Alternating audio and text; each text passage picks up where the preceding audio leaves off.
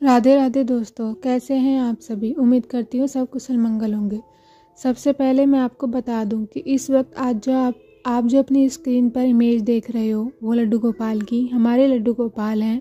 इन्हें कोई एडिट करके पोस्ट नहीं किया गया है। हमारे लड्डू गोपाल का फ़ोटोशूट हुआ था तो सोचा मैं आप लोगों को भी दर्शन करा दूँ। आज की वीडियो सभी भक्तों के लिए बहुत स्पेशल होने वाली है, बहुत ही खास होने वाली है।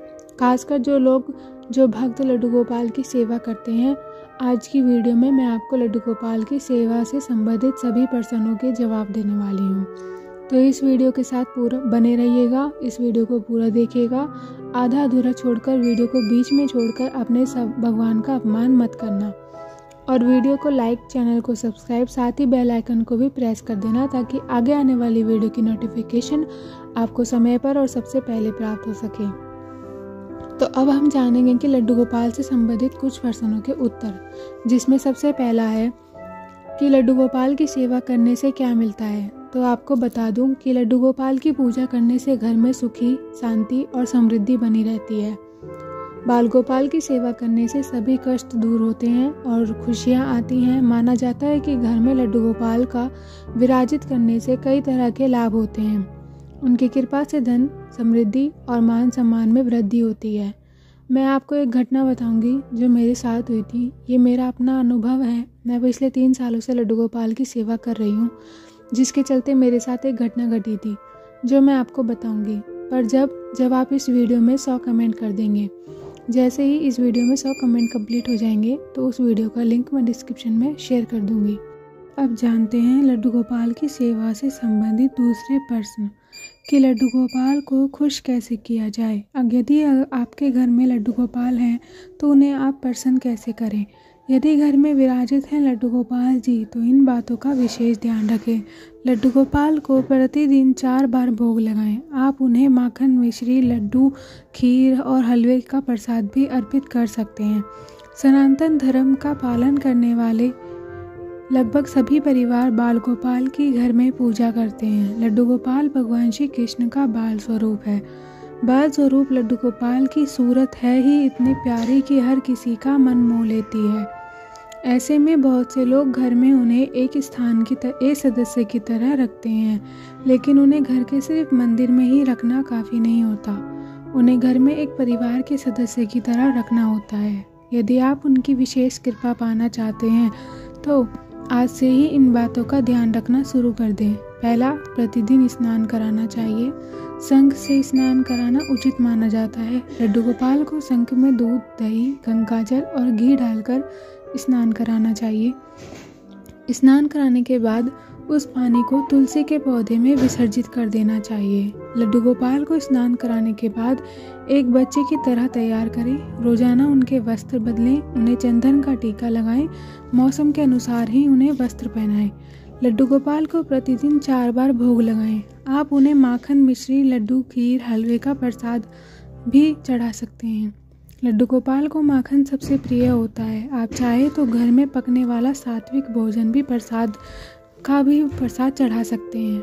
माना जाता है कि जिस तरह छोटे बच्चे को बार बार भूख लगती है, वैसे ही लड्डू गोपाल जी को भी भूख लगती है। इसीलिए उन्हें समय पर भोजन कराना चाहिए। बाल गोपाल घर के सबसे छोटे सदस्य माने जाते हैं। बाल गोपाल का होना मतलब किसी नन्हे बालक को घर में रखना है। इसीलिए उनका ख्याल भी ठीक वैसा ही रखना होगा जैसे घर के छोटे बच्चे का रखा जाता है। लड्डू गोपाल जी को घर में कभी भी अकेला नहीं छोड़ना चाहिए। आप जब घर से बाहर जाएं तो उन्हें अपने साथ लेकर जाएं। लड्डू गोपाल जी को जब भोग लगाएं तब उनकी आरती करें। दिन के 4 बार लड्डू गोपाल की आरती करना अनिवार्य है। आरती करने के बाद लड्डू गोपाल को अपने हाथों से भोग लगाएं। उसके बाद आप लोरी गाते हुए उन्हें झूला झुलाएं। झूले में लगे पर्दों को बंद करना ना भूलें। रात में बाल गोपाल को सुलाने के बाद ही सोएं। इससे भगवान प्रसन्न होते हैं एवं घर में उनकी कृपा बनी रहती है। एक बात का विशेष ध्यान रखना कि भोजन में कभी भी लहसुन और प्याज का इस्तेमाल नहीं किया जाता। ये थी वे बातें जिनसे लड्डू गोपाल प्रसन्न होते हैं। इसके साथ ही हमने ये भी जाना कि इनकी सेवा कैसे की जाती है। अब जानते हैं कि लड्डू गोपाल को कितने बजे सुलाना चाहिए। तो आपको रात की आरती 8 से 9 बजे के बीच कर लेनी चाहिए। दरअसल सर्दियों के वक्त जैसे आप जल्दी घर में आ जाते हैं और विश्राम करते हैं, ठीक उसी प्रकार से लड्डू गोपाल को भी जल्दी विश्राम करने देना चाहिए। अब एक बात याद रखना कि कार्तिक का महीना होता है बेहद खास। लड्डू गोपाल की पूजा के बदल जाते हैं नियम। इसका मतलब है कि इस महीने के दौरान भगवान श्री कृष्ण के दामोदर स्वरूप की पूजा की जाती है। आपको बता दूं कि दाम रस्सी को कहा जाता है और दर पेट को कहा जाता है। ऐसा कहा जाता है कि आपको पता भी होगा शायद कि जब श्री कृष्ण अपने बालपन में शैतानी कर रहे थे तो माँ यशोदा ने गुस्से में आकर उनके पेट पर रस्सी बांधी और उखल में रस्सी को कस दिया था। इसीलिए कि श्री कृष्ण का नाम दामोदर पड़ा था। कार्तिक के महीने में भगवान श्री कृष्ण की इस लीला के कारण इस माह में उनके दामोदर स्वरूप की पूजा होती है। आपके घर में यदि श्री कृष्ण का दामोदर स्वरूप नहीं है तो आप घर में विराजमान बाल गोपाल की पूजा भी कर सकते हैं।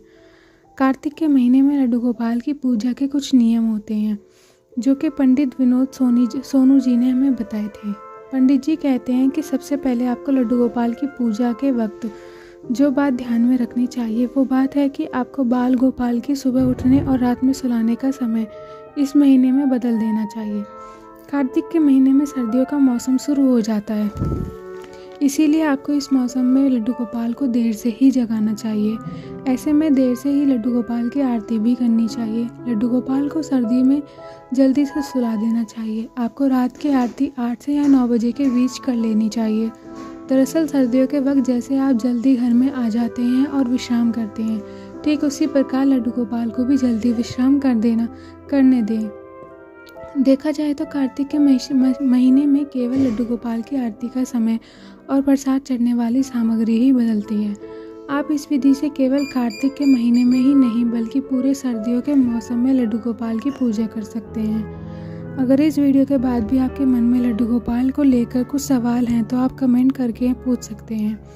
मैं सभी कमेंट का रिप्लाई करती हूँ। तो अगर आप चाहते हैं कि इस टॉपिक पर मैं एक और वीडियो बनाऊं तो आपको भर के कमेंट करने होंगे। फिर मिलते हैं इसी वीडियो के साथ। धन्यवाद। मैं शिवानी, आपको यहाँ तक बने रहने के लिए बहुत बहुत धन्यवाद।